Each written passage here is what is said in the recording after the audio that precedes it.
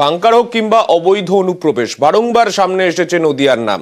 Bunker রহস্যের মধ্যে এবার জালে একজন রোহিঙ্গা, দুজন রোহিঙ্গাকে গ্রেফতার করা হয়েছে এখনো পর্যন্ত, যেমনটা খবর পাওয়া যাচ্ছে। নদিয়ার কৃষ্ণগঞ্জে এই ধৃত দুজন রোহিঙ্গা 1 বছর আগে ভারতে অনুপ্রবেশ করে তারা। গতকাল রাতে পুলিশের জালে 2 রোহিঙ্গা। আমাদের সঙ্গে আমাদের প্রতিনিধি রঞ্জিত রয়েছেন। রঞ্জিতের থেকে আরেকটু বিস্তারিতভাবে জেনে নেব কোথা থেকে তাদের গ্রেফতার করা হলো এবং তাদের সম্পর্কে কি জানতে পারা যাচ্ছে। একটু বিস্তারিত আপডেট দাও রঞ্জিত। দেখো, একেবারে যেখানে বাংকার রহস্য এখনো উদ্ঘাটন হয়নি সেখানে দাঁড়িয়ে এর আগে আমরা দেখিয়েছিলাম যে কৃষ্ণগঞ্জ থানা পুলিশ বিভিন্ন জায়গায় নাকা চেকিং শুরু করেছিল এবং গতকাল টহলরত পুলিশের গাড়ি 2 জনকে সন্দেহজনকভাবে দেখতে পায় এবং কৃষ্ণগঞ্জ থানার ভাজনঘাট এলাকা থেকে 2 জনকে গ্রেপ্তার করে জানতে পারে তাদের বাড়ি মূলত তারা মায়ানমারে এবং তারা বাংলাদেশে মূলত তারা যে রোহিঙ্গা ক্যাম্প রয়েছে সেখানেই তারা থাকে, তারা রোহিঙ্গা কার্যত। এবং এই 2 জনকে গ্রেপ্তার করে একজনের নাম এমডি জাভেদ এবং একজনের নাম মোহাম্মদ নূর।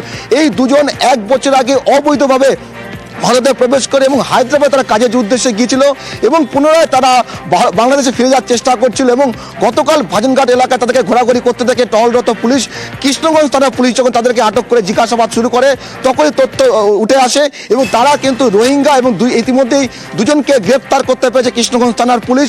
কার্যত বাংকার রহস্যের মাঝেই কিন্তু কৃষ্ণগঞ্জ থানার পুলিশের একটা বড় সাফল্য বলা যেতে পারে যে এরা 2 দিন আগে আমরা দেখিয়েছিলাম যে লাগাতার নাকা চেকিং করছে কৃষ্ণগঞ্জ থানার পুলিশ। সেই নাকা চেকিং পাশাপাশি টহলরত পুলিশের সন্দেহ হয় এই 2 জন রোহিঙ্গাকে তারা গ্রেপ্তার করে। আজ ধৃতদেরকে আদালতে তোলা হবে, তবে এর সাথে অন্য কেউ আরো আজ ছিল কিনা সবটাই তদন্ত করে দেখছে কৃষ্ণগঞ্জ থানার পুলিশ। ধন্যবাদ। म्यांमार से बॉर्डर से अब कहाँ जा रहे थे? वो बांग्लादेश में जाने के लिए आए थे। तुम रोहिंगा हो? जी, बॉर्डर से चोरी करके आए, अभी बांग्लादेश में जा रहे थे।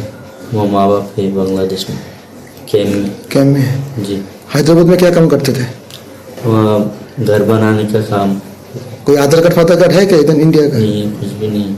मेरा माँ का तबीयत खराब है बहुत, माँ को देखने के लिए जा रहा था। तो फोन कैसे लिया? सिम कार्ड एक दोस्त दिलाया।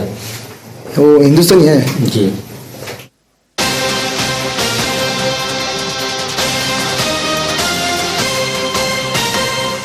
আর সীমান্তবর্তী এলাকাগুলোয় কখনো ফেন্সিডিল উদ্ধার হচ্ছে, কখনো রোহিঙ্গা গ্রেফতার হচ্ছে। এই সমস্ত পরিস্থিতির মধ্যেই নদিয়ার পাশের জেলা উত্তর 24 পরগনা, সেখানে বনগাঁ সীমান্তে আবার বাড়তি সতর্কতার ছবি। বাংলাদেশ পরিস্থিতি নিয়ে বাড়তি সতর্কতায় বনগাঁর ঘাটবাউর গ্রাম পঞ্চায়েত। নজরদারিতে 55টি সিসি ক্যামেরা বসানো হলো এই গ্রাম পঞ্চায়েতের বিভিন্ন এলাকায়।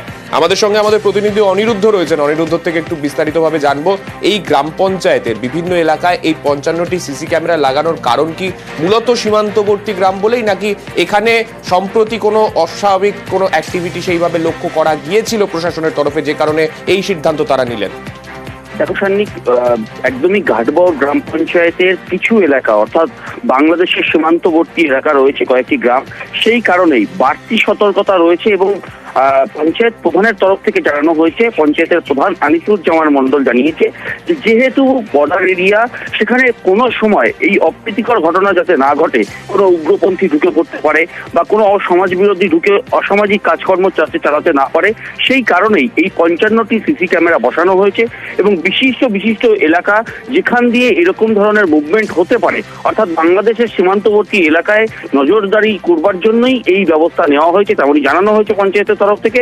এই সিসি ক্যামেরা বসানোর ফলে প্রশাসনের পক্ষে আরো নজরদারি চালানোর ক্ষেত্রে অনেকটা সুবিধা হবে, তেমনই মনে করছেন তারা। অন্যদিকে গ্রাম পঞ্চায়েতের যে সমস্ত সাধারণ নাগরিক আছে তারা জানিয়েছেন যে তাদের সুরক্ষার কথা ভেবে গ্রাম পঞ্চায়েত যে উদ্যোগ নিয়েছে তাদেরকে তারা সাধুবাদ জানাচ্ছেন, পঞ্চায়েত প্রধানকে ধন্যবাদ জানিয়েছে। এবং তোমাকে জানিয়ে রাখি যে সাম্প্রতিক যে বাংলাদেশের পরিস্থিতি, বনগাঁতেও অনেকাংশে দেখা গেছে যে অনুপ্রবেশকারীরা এই চোরাপথ ব্যবহার করে বাংলাদেশ থেকে ভারতে প্রবেশ করেছে এবং বনগাঁ থানার পুলিশ তাদেরকে গ্রেফতার করেছে। এইরকম কোনো অভিযোগ যদি পরবর্তীতে সামনে আসে, সেই পরিস্থিতিতে দাঁড়িয়ে এই ক্ষেত্রে, এই ধরনের যে কোনো ক্ষেত্রে এই সিসি ক্যামেরা যে খুব সাহায্য করবে সেটা কিন্তু আলাদা করে বলে দেওয়ার অপেক্ষা রাখে না। অনেক ধন্যবাদ তোমায় অনিরুদ্ধ। সতর্ক থাকাই ভালো। এটা করেছেন আমাদের প্রধান, সিসি ক্যামেরা প্রত্যেকটা বাজারে বাজারে মোড়ের মাথায় তিনি লাগিয়েছেন। এটা আমরা তিনার সেই কাজে আমরা খুব খুশি। আমরা সাধারণ মানুষ যাতে নিরাপত্তায় থাকতে পারি, তিনি সেই কাজটা করেছেন। 55টা সিসি ক্যামেরা লাগিয়েছে। আমাদের যে এখন ভারত আর বাংলাদেশের যে পরিস্থিতিটা আছে, যে সিসি ক্যামেরাটা লাগিয়েছে প্রধান সাহেব, খুব ভালো একটা উদ্যোগ নিয়েছে। আমরা এতে খুব খুশি, নিরাপত্তাও খুব ভালো থাকবে। সাধারণ মানুষের নিরাপত্তার সাথে যেহেতু আমাদের ঘাটবড় পঞ্চায়েতের অন্তর্গত কিছু অংশ বর্ডার সীমান্তবর্তী বাংলাদেশে লাগোয়া, যাতে বাংলাদেশ থেকে দুষ্কৃতী এবং উগ্রপন্থী আমাদের দেশে প্রবেশ না করতে পারে, তার জন্য বনগাঁ প্রশাসনের সহযোগিতায় এবং সাধারণ মানুষের নিরাপত্তা আজকে এই সিসি ক্যামেরাগুলো লাগানো হলো। 55টি সিসি ক্যামেরা লাগিয়েছি, এরপরে আবার শনাক্ত করে দেখবো, যদি আরও বেশি লাগে পুনরায় আবার লাগানো হবে।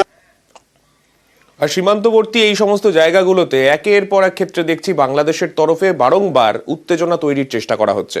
বড়সড় ধাক্কা তার মধ্যে বাংলাদেশের। এবার তারা মার্কিন রোষে ডোনাল্ড ট্রাম্পের নির্দেশে বাংলাদেশকে আর্থিক অনুদান দেওয়া বন্ধ করে দিল আমেরিকা। এর জেরে রোহিঙ্গা সংকট মোকাবিলা সহ বিভিন্ন ইস্যুতে চাপে ঢাকা।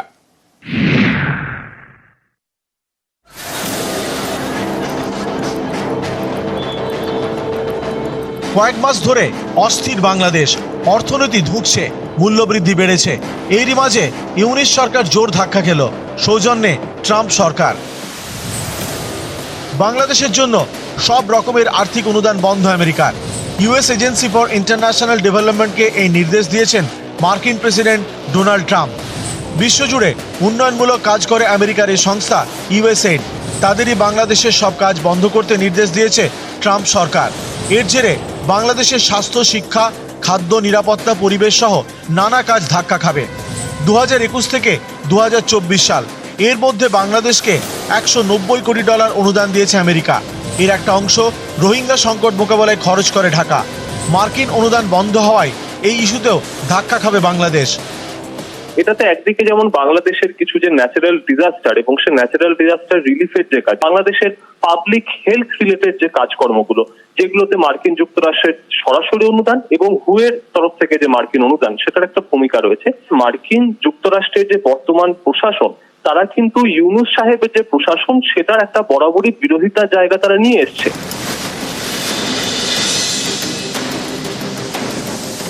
সংখ্যালঘুদের নিশানা করা থামছে না।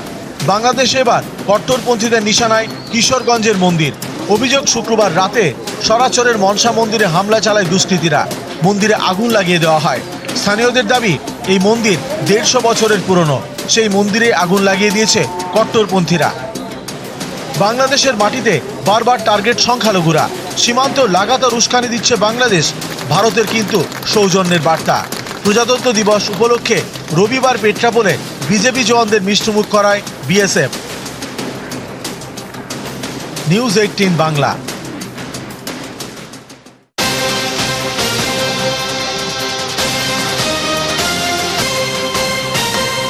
আর এই বাংলাদেশেরই অভিনেতা পরিমতির বিরুদ্ধে গ্রেফতারি পরোয়ানা। বাংলাদেশের অভিনেতার বিরুদ্ধে গ্রেফতারি পরোয়ানা। ব্যবসায়ীকে মারধর ও খুনের হুমকির অভিযোগ। আদালতে হাজিরা না দেওয়ায় গ্রেফতারি পরোয়ানা জারি। অভিনেতার কস্টিউম ডিজাইনারের বিরুদ্ধেও গ্রেফতারি পরোয়ানা।